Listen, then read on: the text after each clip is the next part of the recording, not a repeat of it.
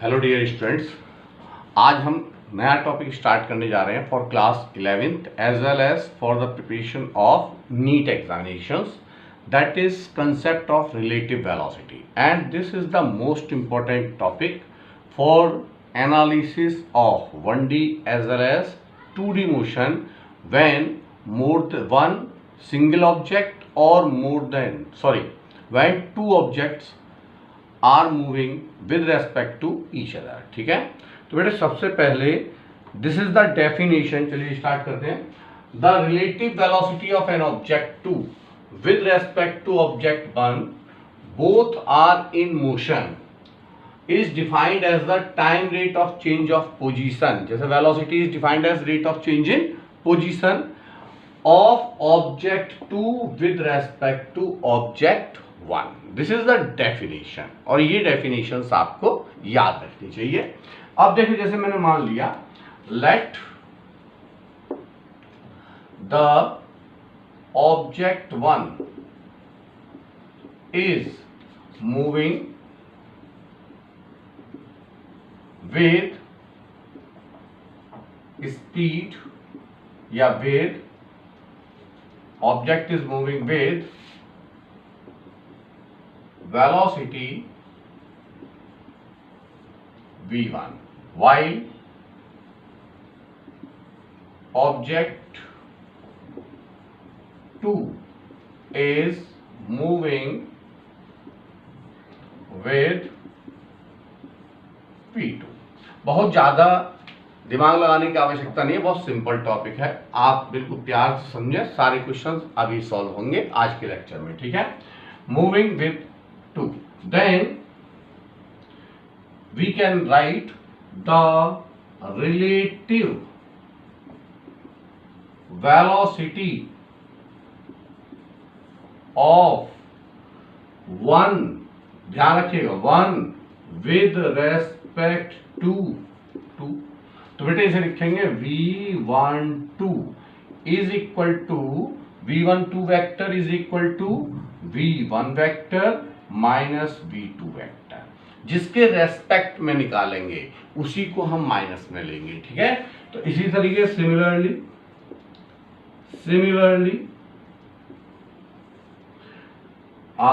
Relative या similarly V21 means velocity, relative velocity of object 2 with respect to 1 can be expressed as V2 vector minus V1 vector. अब हमारी priority होती है how we can calculate the magnitude as well as directions. ठीक है, सबसे पहले calculation analysis of, यदि आपने ये सीख लिया सारे question solve. Analysis of magnitude and direction. देखिए, सीखने के बाद आप लोग मेरे चैनल को सब्सक्राइब करें जिससे मैं और ज्यादा अच्छे वीडियो आपको प्रोवाइड करूं। मैग्नीट्यूड एंड डायरेक्शन देखिए, समझते जाइएगा, बिल्कुल सिंपल एप्लीकेशन समझा रहे हैं आपको। तो जैसे हमारे पास now we apply the vector algebra. तो बेटा यदि मैंने कहा suppose this is velocity vector V1 vector and V2 vector is applied at an angle theta. This is V2 vector. Separation between the vectors is theta. And now we wish to calculate the magnitude of the resultant velocity. तो बेटे हम simple resultant velocity की बात करें तो हम simple draw the parallelogram law of vector addition. इसको पढ़ने के लिए आप मेरा प्रीवियस लेक्चर देख सकते हैं। ठीक है, तो ये है, this is the resultant velocity. Now the resultant velocity can be expressed as V1 vector is equal to V1 vector plus V2 vector because both vectors are positive. तो हमने ये लिखा। ठीक है, अब देखो, नाउ मुझे क्या फाइंड करना है? अब मुझे फाइंड करनी है रिलेटिव वेलोसिटी। ठीक है, तो रिलेटिव वेलोसिटी के लिए क्या अप्लाई किया हमने बच्चों? इसमें देखिए relative velocity of object 1 with respect to v1 vector minus v2 vector. इसका मतलब मुझे v1 माइनस v2 लेके आना है, तो v2 की डायरेक्शन को मैंने इसके साथ रिवर्स कर दिया बच्चों। This is the vector minus of v2 vector because the direction is change, तो minus of v2 vector. Now again v1 vector and v2 vector are co-initiating vector. So whenever the vectors are co-initiating, we can apply the parallelogram law of vector addition to calculate the magnitude as well as direction.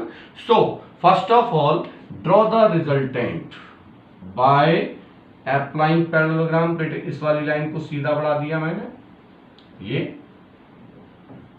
थोड़ा diagram कोई बात नहीं हो जाता है।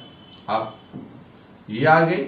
Now this can be expressed as, ये है resultant velocity, relative velocity, तो हम लिखेंगे v12 vector is equal to v1 vector minus v2 vector. तो मेरी कोशिश ये थी, पहले बेटे ये था, अब बताओ जरा, व्हेन इनिशियल केस में एंगल कितना था, थीटा। बेटे अब ये हमारे पास में नेट इन दोनों वेक्टर्स के बीच में एंगल कितना हुआ बच्चों, ये हुआ मेरा 180 माइनस थीटा। 180 माइनस थीटा समझ में आ गया कि इसको मैंने वेक्टर को कितने एंगल से रोटेट कर दिया, यहां रोटेट किया 180 से।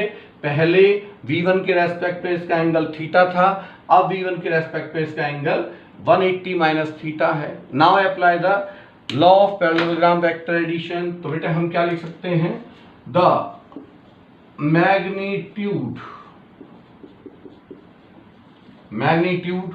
Of relative velocity. बताओ बच्चों, रिलेटिव वेलोसिटी का मैग्नीट्यूड, तो आपने कहा sir v1 minus v2 vector magnitude is equal to square root of v1 square plus v2 square plus 2v1 v2 cos, पहले एंगल थीटा था, अब एंगल कितना 180 माइनस थीटा, तो can be written as 180 minus theta. Since cos 180 minus theta is equal to minus cos theta, तो बेटे formula हो गया v1 square plus v2 square minus 2v1 v2 cos theta. Get it my point. ये formula आपको याद होना चाहिए, simple case बिल्कुल। चलिए यहां पर आप केस लेके चलता हूं मैं, केसेस।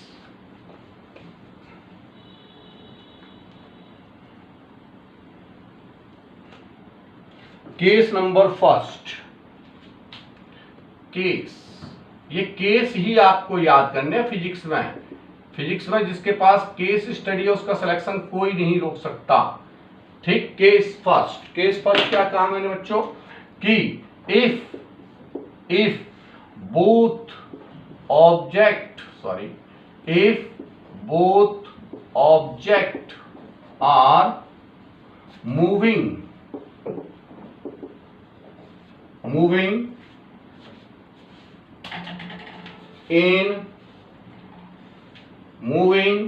in same direction,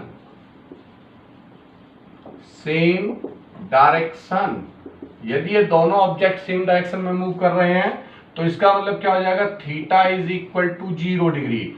बेटे इसका मतलब पहली ऑब्जेक्ट मूव कर रहा है विद स्पीड v1, दूसरा ऑब्जेक्ट मूव कर रहा है विद स्पीड v2, दोनों की डायरेक्शन सेम है, theta is equal to 0 degree. इसे कहते हैं हम पैरेलल वेक्टर्स। तो बेटे मैग्नीट्यूड क्या आएगा, मैग्नीट्यूड होगा मेरा is equal to square root of v1 square plus v2 square plus minus 2v1 v2 cos theta. याद रखना ये कंसेप्ट, रिलेटिव वेलोसिटी में फार्मूले में माइनस आएगा, नेट वेलोसिटी का मैग्नीट्यूड फाइंड करना तो प्लस आता है, 2v1 v2 cos थीटा, ठीक है। तो मीन्स ये आ गया हमारे पास cos 0 is equal to 1 v1 square plus v2 square minus 2v1 v2, that is v1 minus v2, क्योंकि स्क्वायर रूट का होल स्क्वायर करेंगे तो ये आएगा मेरे पास v12 vector magnitude when two objects are moving in same direction। ठीक है बेटे। तो अब इसी तरीके से हमारे पास सेकंड केस है, केस सेकंड ले रहा हूं मैं, case second, both object are moving in opposite direction। बेटे अपोजिट डायरेक्शन में यदि दोनों बॉडी मूव कर रही हैं बच्चों, तो इसका मतलब theta is equal to 180 degree and keep in mind cos 180 is equal to, चलो लिख दे रहा हूं मैं, cos 180 इज इक्वल टू -1। तो बेटे इस फार्मूले में वैल्यू पुट कीजिए, तो V12 vector magnitude is equal to square root of V1 square plus V2 square plus minus minus plus 2V1 V2, this is equal to V1 plus V2। ये आ जाएगा answer. तो क्या याद रखना है आपको, यदि दो बॉडी, एक बॉडी इधर मूव कर रही है with speed of v1 and second body is moving in opposite direction with speed of 2, then the relative velocity, the resultant, the magnitude of the relative velocity will be v1 plus v2। तो आपको कुछ apply नहीं करना, simple एक formula याद रखना है, ध्यान रखें। जैसे फॉर एग्जांपल आप समझे, दो स्कूटी ड्राइवर्स हैं, दोनों एक ही डायरेक्शन में मूव कर रहे हैं with same speed 40 kilometre per hour, then वो दोनों एक दूसरे से बातचीत कर सकते हैं बिल्कुल इजी वे में, क्योंकि दोनों की स्पीड क्या है बेटे 40। तो इसके रेस्पेक्ट में इसकी वेलोसिटी कितनी होगी, v1 माइनस v2, यानी कि 40 माइनस 40 इज इक्वल टू 0। तो फर्स्ट के रेस्पेक्ट में सेकंड की वेलोसिटी बेटे 0, सेकंड के रेस्पेक्ट में फर्स्ट की वेलोसिटी भी क्या होगी, 0 होगी। तो वो दोनों के एक दूसरे के रेस्पेक्ट में वेलोसिटी कितनी है बच्चों, दोनों की 0 है। That's why it is possible to talk to each other, otherwise that is not possible. अब हमने मान लिया कि सपोज एक गाड़ी इधर से आ रही है, एक स्कूटी इधर से आ रही है, एक आपका फ्रेंड आ रहा है, इसकी स्पीड 40 किलोमीटर पर आवर, इसकी स्पीड 40 किलोमीटर पर आवर, दोनों एकदम से साइड से निकल गई। तो बताइए क्या पॉसिबल है बातचीत करना? नहीं है। क्यों? क्योंकि दोनों की स्पीड एक दूसरे के रेस्पेक्ट में जुड़ जाएगी, that is 80 kilometre per hour. Getting my point? तो इसकी स्पीड 40, इसकी speed 40 and both are moving in opposite direction, that's why the speed will add. तो कितनी हो जाएगी, 180 किलोमीटर, वो sorry 80 kilometre per hour. Getting my point? तो ये आपको सिंपल कंक्लूजन याद रखना है कि यदि दोनों बॉडी सेम डायरेक्शन में मूव कर रही हैं तो v1 माइनस v2, दोनों बॉडी यदि अपोजिट डायरेक्शन में मूव कर रही हैं तो v1 plus v2 in case of relative velocity. Getting my point? ठीक है, चलिए याद करते हैं। अब देखो बच्चों, मैं इसको मिटा के यहां पर लिख दे रहा हूं नेक्स्ट, दैट इज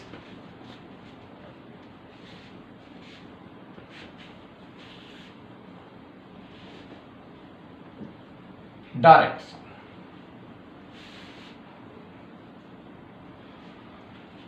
तो calculation of direction, calculation of direction, बहुत क्वेश्चन आते हैं इसके ऊपर पूछने के लिए बच्चों। ठीक है, डायरेक्शन क्या होगी, एन है, ओहो एन। देखिए हमारे पास पहले वाला फार्मूला क्या है, जब आप सिंपल पढ़ते हैं तो मैंने कहा ए से डायरेक्शन निकालनी है, तो बेटे बी को क्या लिखेंगे हम, tan alpha is equal to be यानी कि v2 sine theta upon v1 plus v2 cos theta. लेकिन अब यहां पर थीटा की जगह पर कितना है बेटे, 180 माइनस थीटा, तो हम लिखेंगे v2 साइन 180 माइनस थीटा। ये तो हो गया सिंपल एडिशन के लिए, सिंपल एडिशन के केस में। और बच्चों ये हो गया रिलेटिव वेलोसिटी के केस में, तो ये आ गया v1 plus v2 cos 180 minus theta. तो sine 180 minus theta is equal to sine theta, so that's why v2 sine theta upon v1 minus v2 cos theta, this is direction. Keep in mind, देखो ये आपको यहां पर positive है जब हम simple addition लेके चल रहे हैं, लेकिन जैसे ही हमने रिलेटिव वेलोसिटी किया तो साइन चेंज हो गया, माइनस आ गया। सेम केस मैग्नीट्यूड में, पहले प्लस था अब माइनस आ जाएगा। ठीक है, चलिए एग्जांपल लेते हैं। बहुत बढ़िया, अब हम आगे बढ़ते हैं। इक्वेशंस, काइनेमेटिक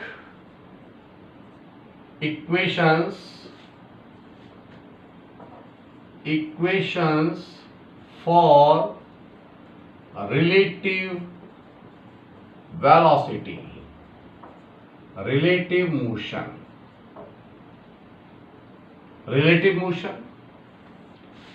क्या क्या इक्वेशन है? सिंपल बताइए। देखिए पहली इक्वेशंस क्या थी बच्चों हमारे पास? पहली इक्वेशंस थी हमारे पास कि भाई first equation v is equal to u plus at, v is equal to u plus eighty.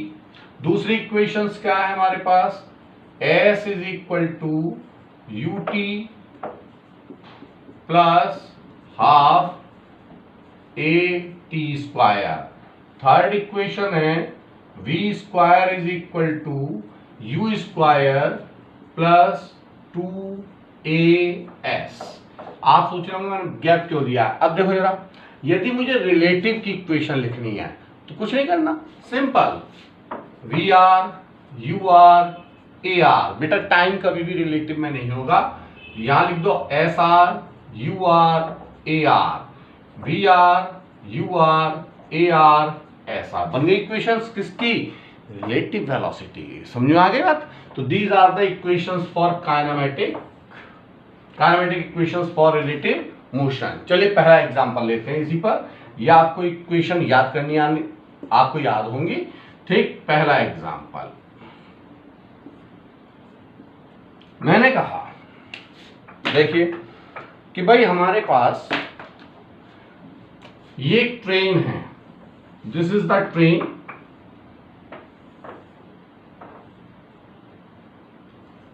which is moving in this direction with velocity ur is equal to 72 kilometre per our. इस direction में है 72 kilometre per our. अब यहां पर एक तोता मान लो, ये तोता है, तोता that is moving in opposite direction with speed of, मैंने कहा suppose 18 kilometre per our, and the length of the train that is 800 meter. Length of the train is 800 meters। तो आपसे पूछा गया find the time to cross the train। Train कौन cross करेगा बेटे? तोता क्रॉस कर रहा है। तो देखिए सबसे पहले तो फर्स्ट ऑफ ऑल दोनों की यहां पर जो डेटा लिखा हुआ उसे लिख लो, गिवन। बताइए स्पीड ऑफ ट्रेन कितनी है बच्चों? u of train is equal to initial speed, that is speed, ये ट्रेन है, ट्रेन, ठीक है, u of t that is equal to 72 into 5/18। बेटे 5/18 का मल्टीप्लाइड कर देते हैं तो to convert into metre per second, तो 18 चौक 72, this is equal to 20 metre per second. ठीक है, सिमिलरली मैंने कहा u of parrot is equal to 18 into 5/18, 18 से 18 कैंसिल, 5 मीटर पर सेकेंड। इसी तरीके से बताओ जरा बच्चों, a ऑफ t कितना होगा, a ऑफ p कितना होगा, यानी कि acceleration of train, acceleration of parrot, and because both are moving with constant speed, क्योंकि 72 kilometre per hour, 72 is the constant value, so that's why the train is moving with constant speed, तोता is also moving with constant speed, and for the constant speed there is no acceleration is equal to 0। तो मैं लिख दे रहा हूं because of because of constant speed. Getting my point. अब distance covered, तो distance S R बेटा train की total length है as respective to length of the train. जो तोते की विड्थ है वो नेग्लिजिबल है, तो एस आर कितना होगा 800 मीटर। 800 मीटर। तो बेटे सबसे पहले निकालिए U R relative velocity. Both are moving in opposite direction, दोनों अपोजिट डायरेक्शन में दोनों की स्पीड क्या हो जाएगी बच्चों, जुड़ जाएगी। शाबाश। 20 प्लस, यानी कि मैं लिखूंगा इसे u of train plus u of p is equal to 25 metre per second. And AR का मतलब acceleration relative, that is 0। Getting my point. Now we wish to calculate the time period. तो मैंने मान लिया टाइम कैलकुलेट करना है, तो क्या लगा दें equation, second equation SR is equal to URT plus half ART square. बेटा यहां पर AR की वैल्यू हो गई 0, तो इसका मतलब T is equal to effective distance SR upon UR। This is equal to 800 upon 25। इसको 25 75 25 75 25 दूनी 50, यह आ गया मेरे पास 32 second answer. T is equal to 32 second. यही क्वेश्चन आपका लगभग नीट में आया हुआ है 2 बार।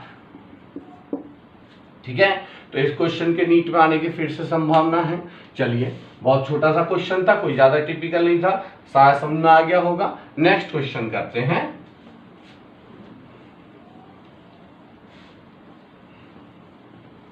बस इक्वेशंस याद रखेंगे आप। सेकंड क्वेश्चन ले लेता हूं मैं, बाकी आप लैंग्वेज देख लीजिएगा। हमने कहा this is the electric pole.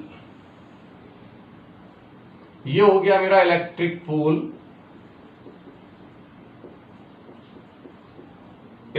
Pole, and the train which, ये ट्रेन है, इसकी लेंथ है 400 metre. 400 metre. This is the electric pole and which is moving 72 kilometer per hour. Now find the time in which the train cross the pole. Simple. तो बेटे सबसे पहले बताओ जरा इसकी स्पीड कितनी है, तो u of t that is equal to 72 into 5 upon 18, यह आ गया 20 मीटर पर सेकेंड। पोल की स्पीड कितनी है, पोल तो 0 है, रेस्ट में है। AT कितना है, ट्रेन का एक्सेलरेशन 0 है, पोल का एक्सेलरेशन 0 है। पोल का एक्सेलरेशन, मेरे साथ ऐसे ही प्रैक्टिस करो, समझ में आ जाएगा तुरंत। पोल का एक्सेलरेशन 0। बेटे टोटल डिस्टेंस कवर्ड SR, तो केवल ट्रेन मूव कर रही है, तो दैट इज 400 मीटर। तो now we wish to calculate the time period. तो बच्चों टाइम पीरियड यहां लिख दे रहा हूं मैं। इसका टाइम पीरियड क्या होगा बच्चों, तो SR is equal to URT plus half ART square. AR बेटा 0 है, तो T is equal to SR upon UR। तो first of all calculate the value of UR। तो बच्चों बताओ UR कितना होगा, तो UR only train is moving, so UT plus minus whatever कोई फर्क नहीं पड़ता, 0, तो UT आ जाएगा। तो बताओ जरा that is UT is equal to 20। ठीक है, तो SR कितना है 400, UT कितना है 20, यह आ गया 20 सेकेंड। यानी कि ट्रेन इस इलेक्ट्रिक पोल को कितनी टाइम में कवर कर जाएगी, इन 20 सेकेंड्स। Getting my point.